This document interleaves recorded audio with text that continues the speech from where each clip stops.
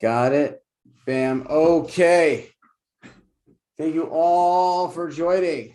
It's only a matter of time till somebody texts me for a link, and then I'll have to stop. Got it. Oh, bam. Okay. Can we get 1 second? Thank you all for joining. Okay. Here we go. About time. So I imagine that David, the person right now who is on the Zoom, is driving. So I don't know if he can even read the different commentaries that I have here. So I'm not even sure I'm going to share the screen today. However, I could be mistaken, and therefore I'll just share it anyways. I'm going to share the screen anyways, but don't worry about it. Okay, let's see here. Share. Oh, does not show whole world my inbox. Bam. Start in a moment here. Okay. Starting in about 35 seconds-ish. Okay. So today we're up to last week's class. We were able to move past the nice Chicago, solid place. I like Chicago.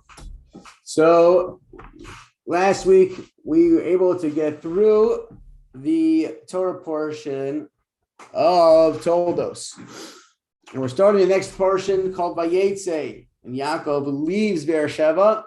He starts headed to his, by the way, I have people on my right here. So if I look to the right, it's all good. So you got here, there, bam. Amazing. Awesome. So he starts heading to Beersheba. He started heading to his uncle Lavan, who we're going to learn a lot about over the next month or so eventually. So the Torah portion starts off famously with the fact that Yaakov all of a sudden gets stopped at a unique place. The commentaries tell us this place was actually Har Moriah, Mount Moriah, place of many famous things. One of them is the Beis HaMikdash, Holy Temple, was, and again will be, on that spot, right? Go to the Kotel, the Wailing Wall, Western Wall, go beyond that. That is where Yaakov found himself. And there he famously gathers stones, 12 of them, and he goes to sleep. And he has a dream. And the dream is a well-known dream of the ladder. Ladder, as the verse tells us over here, that he had a dream. Behold, he had a dream, and the stairway, and it calls it a stair here, but it was a ladder. I don't know why they call it a stairway here. Sometimes the translation, you're not sure what different things. It was ladder that the ground, the bottom of the ladder was in the ground, and the top of the ladder reached the heavens, reached the sky. And there's so much Torah really on this entire episode and story. We're going to just touch on something that I just noticed, two small things. One was new that I've never seen before. So I just wanted to highlight that today. If I can get to it. Let's over here 1 second.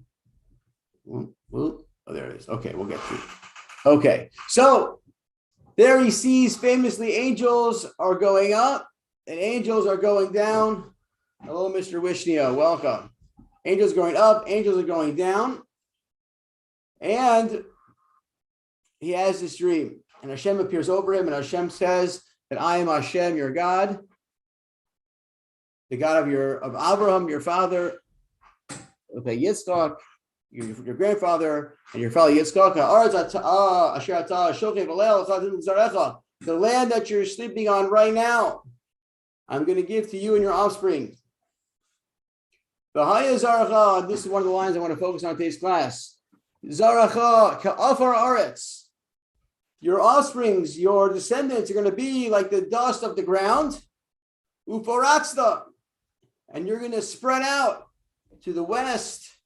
Yamav, Akedma, Zafon of Negba. A lot of wonderful, famous songs. Uforatzta, Uforatzta, Uforatzta, Uforatzta. I see Rabbi Shmuley over here.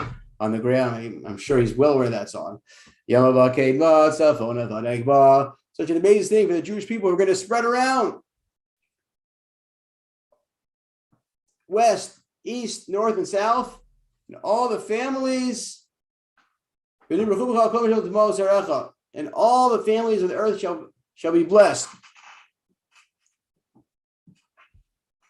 themselves by you and your descendants. The famous blessing that God gives to Yaakov, that your descendants are going to be like the dust of the earth. They're going to spread out all over the place. So the two things I want to mention today. One thought that I want to share today is the Chavetz Chaim brings down the name of what he calls as the Svarim HaKadoshim, the Holy Svarim. It's a well-known parable when it comes to the ladder. I have it over here. I couldn't find one in English, but I only have it in Hebrew. So those of you who are sharing on Zoom, I got the Hebrew here. Just highlighted the points. So he says that there are those out there that become very complacent, very happy with their level of holiness in this world, level of observance. And he says, whatever I know about Hashem, I'm good. I know that Hashem created me. I know that Hashem keeps me alive. I know Hashem gives me my parnasa, right? I have a certain faith, trust in God, and that's good, right? Do I need more? Okay, obviously I know God. There's tremendous amount of. Oh, hang on one second. I just found out that the share is not working, right? So hang on one second here. Let's see here. Okay. I think that should be better now. In the chat of the Zoom, let me know if I made it better at all. Okay, I got the thumbs up. Awesome, love a thumbs up. So he says, "Oh, it's good enough for me. Do I need more than that? Obviously, I know there's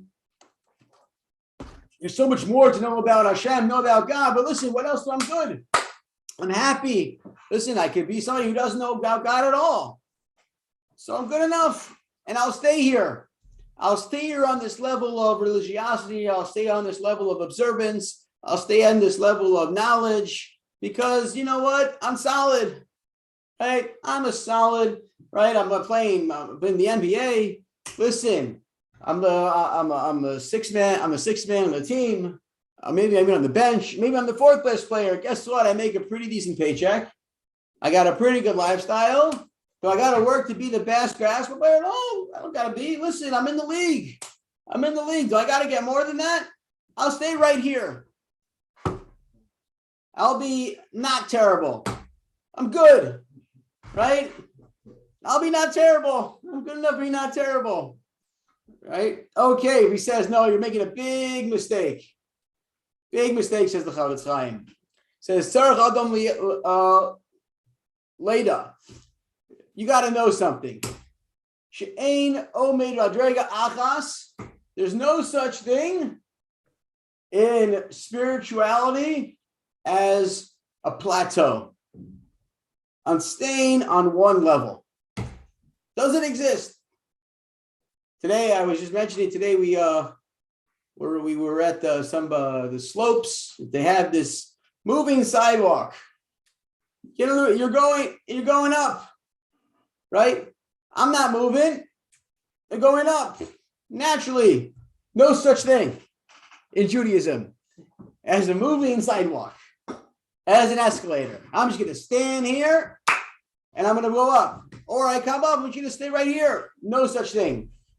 Because every single day, at every moment, right now, in real time, if you're watching, if you're not watching, if you're listening, not listening, right now, at this second, wherever you are in the world right now, you're right now being challenged right now.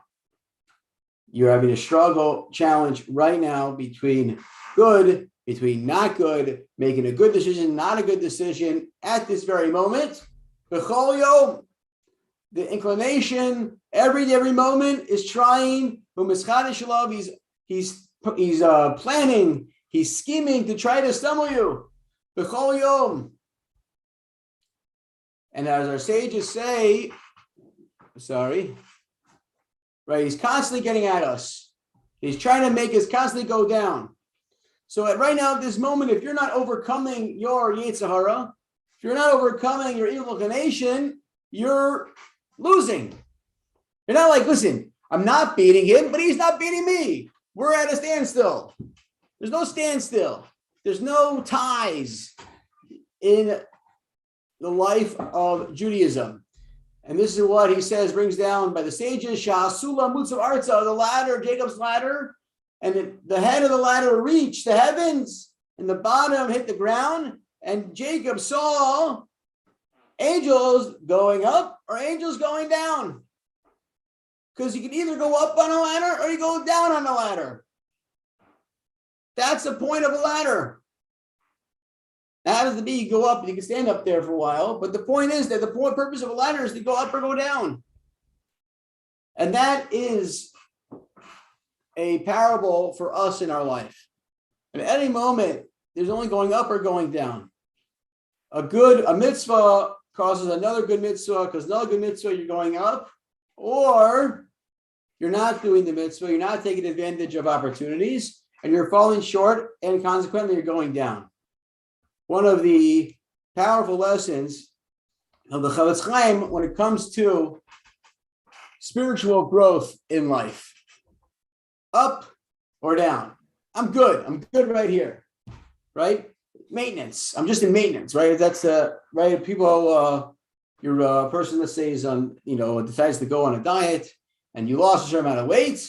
You reached the weight that you wanted to reach. Now you're on maintenance, right? I'm not going to go up. I'm not going to lose more. I'm not going to gain more. I'm on maintenance. So I probably could argue that maintenance in itself probably is a certain level of going up or going down. Probably. It's probably not the greatest example, but the point is you're not going to stay at the same, you can't stay in the same spiritual weight. I'm going to stay 180. I'm not going to stay at 180 my whole life. I can't stay there. It's either you're losing or gaining. Bad example with weight, but the spiritual growth, either you're headed towards a healthier spiritual place in life, or you're going to an unhealthier place. But something here that I thought was even something new that I saw. Oh, this way, bam. Okay, that really hit me in a very deep sense.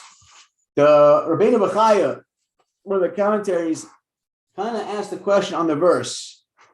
We know that the Jewish people, when it came earlier to Abraham, and there was a blessing that Hashem gave to our forefathers regarding the descendants, that they're going to be numerous like stars in the sky. And all of a sudden now comes Hashem, and he throws his curveball. That your descendants are going to be numerous like the dust of the earth. So what happened to the stars? Hashem got bored of his parable. It's not the words of Rabbeinu Bechaya. I'm kind of using his words. Also, you got to go to dust. What's with the dust? Stick with the stars. Everybody likes the stars, right? If you see my way for Wednesday last week, stars are good, right? Hashem counts the stars. So what do you got to get all involved in the dust for? So this is what he says here. It's I saw this today, and okay, great. I saw this today, and curious, just to throw it out there, almost think it out in real time. This is as follows. Here we go here. Okay, he says, Hashem could have said, where we go here? He could have said, use another simile, namely, the descendants of Yaakov will be like stars in the heavens. Why did he change it up? He used the lashon, he used the language of afar, of dust. And he says here, afar kolel hashiflos v'amayla. The word dust, the reference of dust, it alludes to an aspect of lowliness, but also a certain maila, a certain a loftiness. It has two meanings, two implications. So what's the shiftless? What's the lowliness of dust? So the shiftless lowliness of dust, the reason why the Jewish people, the descendants, could be compared to dust, is that the descendants of Jacob, are going to be in exile. We're going to be in exile amongst the umos, amongst the nations of the world. Shefeim ka'afar are going to be low like the dust. Low like the dust, umanrik kap regel, everybody's going to step all over us. Which has happened, clearly. Over thousands of years, the Jewish people have been trampled upon like the dust of the earth, disregarded, irrelevant, killed, everything in the book. So that's one way in which Hashem was telling Yaakov, you're going to be like dust of the earth, that they're going to be treated like dirt. Right? The cliche, you treat me like dirt because you step on me. V'ha'mayla, okay, so what is the aspect of dust that is a mila, which is an attribute? What is so special? What could be special about dirt? So he says as follows. This is something that I thought was very fascinating. Where did I go here? A mila, shiyalu, at the end of the day, shiyalu lebesof, at the end. I'm sorry, shiyalu. That at the end, shiyalu lebesof akol umos. At the end, we were going to come and we're going to rise above all the nations, and we're going to we're going to conquer them and defeat them in the end. Just like this dirt. Shehu, what does that mean?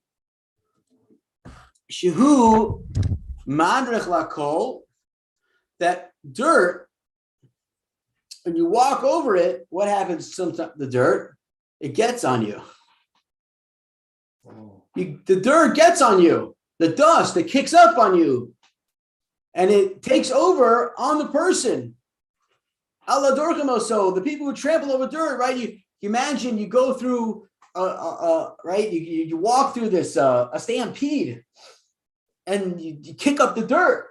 You can't see, you can't walk, you can't breathe. You're covered in this cloud of dirt. Where'd you do? Where'd you go? The dirt. How did dirt get on you? Dirt's on the ground. You step on dirt. All of a sudden, I'm covered in dirt. Why did you cover in dirt? I walked down this road. You walk down the road, you're covered in dirt. How did dirt get on you? Because that's the nature of dirt. That's the way that dirt was created. That when you trample over dirt, a bunch of people, the dirt gets on the person. So he says, so too the Jewish people. The Jewish people, after years and years and years and years of being trampled upon, eventually the dirt gets kicked up and takes over and conquers, so to speak, the individual, the thing, the person that is trampling them. Like the Navi says, the prophet says here, he brings down the prophet in Isaiah 14:2. I actually had this quote somewhere. I don't know where it went. After the completion of the various exiles, Jewish people will experience that they rise above those who have previously trodden upon them. Isaiah 14:2 expressed this. They shall be captors of their captors and masters of their taskmasters. And that's why Hashem compares the descendants of Yaakov to dust. He leveled Israel to dust in order to eventually orchestrate its redemption. That is why we are compared to the dust. Which, to me, if you think about it, there's a unique insight here that I think what I would normally, I think almost to say a classic thought would be that at the end of exiles, after the Jewish people have been trampled and totally destroyed, and almost destroyed on many times, in spite of all of that, Hashem will still allow us to once again overcome, to defeat our enemies, and to return, in spite of the fact that we've been trampled. Well, this says something very fascinating. It's not in spite of the fact. It's because. Do you know why the Jewish people are going to one day overcome? Why the Jewish people one day are going to conquer the enemies of our exiles? Do you know why that happens? Do you know why after the Egyptians and after the Persians and the Greeks and the Romans, you know why at the end of the day, why we beat them? Why we win over Nazi Germany? Do you know why? Because they trampled us. Through the trampling, through our experience of being trampled as a nation, as being trampled as a religion, that in itself is the reason why we ultimately come out on top. If you left dust alone, it's not going to be on you, right? The dust gets on you because you stepped on it, right? Go outside, you get dirty. Not that we're dirty, but you go out there, that's how it happens. You trample the dust, that's how dust gets on you. You leave dust alone, it will get on you. The nations of the world who have exiled, that were the Jews that found themselves in exile, and they try to trample us. They try to defeat us. They try to demoralize us. They try to cause us to lose our faith. And they treat us like dust. That was your first and last mistake. When the Jewish people, one of the many parables, but one that always resonates to me, in the times of Hanukkah, that there's a Gemara, the Talmud says, I believe it's in Shabbos, and remember, that the Jewish people are compared to olive oil, right? There's a special aspect to have pure olive oil and Hanukkah candles. Why are the Jewish people compared to olive oil? Or, yes, sir. How are you? Why is that? And the answer they bring down is as follows. You go to the store and get these big jars of olive oil. You know how many olives it takes to make that dinky jar of olive oil? Thousands. To get olive oil out of an olive, you gotta crush it and you gotta smash it. You gotta grind it and beat it and regrind it. Finally, after a process of totally demolishing this olive, drip, you get some oil. The Jewish people, when we get crushed and trampled, and when we get persecuted, when we get harmed and thrown into exile and scattered throughout the world, Yama, Kema, Tzvon of Negma, when we get dispersed and we get destroyed and they try to destroy us, that is when the most purest, the most awesomest, beautiful aspect of a Jewish soul comes out and rises to the top. So this is an amazing thing when we go through the challenges and we go through the struggles of exile. And we have to realize that situation that we find the Jewish people in today, the way we find ourselves at moments where we're the minority, but it's more than that. It's not just the minority, right? You talk about one of the here in Louisville, right? One of the Mr. Wishney on the call. One of Louisville, when you talk about the Jewish history of Louisville, right? When you talk about Big Springs, why did the Standard Club, the Jewish Hospital, the GC, why did they start all these things? Because they didn't let us in. No Jews allowed. You want to be a doctor? Not here. Okay, we'll start Jewish Hospital. You want to go golfing? Not here. Okay, Standard Club. You want to do whatever? No, not here, JCC. And even though it seems that maybe things have been changing, it doesn't. We're still in exile, and it's because we were treated that way and worse. Halavai, they say. Halavai, the worst thing that should happen in our history is that we weren't allowed into a golf club. But the point is that is the reason, the cause of why one day, God willing soon, we will overcome and we will rise above all the nations of the world that have exiled us and persecuted us over the years. We have a wonderful week. Quick announcement, 2 big ones. First of all, wait, remember the dates? I should. 2 major with a capital M events coming soon that I must remind you, everybody to call here. Now, I don't know if everybody's going to be in town per se, but one major event is... What happened here? Oh, come on now. Why you got to do this to me? We do one January 26th. Nissan Black is coming to town. That is not a song. He's coming to town, and it's going to be an amazing opportunity to speak, to ask questions. Google them. It's an amazing situation. And another event, I want to say Sunday. Why am I blanking out on this? Because it's who I am. Sunday the 16th. Sunday the 16th, we're launching the Chavaya, a Jewish men's initiative. We're going to be renting out exclusively throwing axes, flying axes. We're going to throw axes at each other. No, I'm just joking. For 2 hours, it'll be food, a Jewish men's event to get together, expanding our networks, getting to meet new Jewish men in the community, and having an amazing evening throwing axes at targets. So I encourage everybody to come. It's an amazing experience, amazing event. And on that note, then it's going to be the email. If anybody have any questions about it, of course, reach out anytime. Everybody have a great rest of your week. All the best. I'm going to end it now.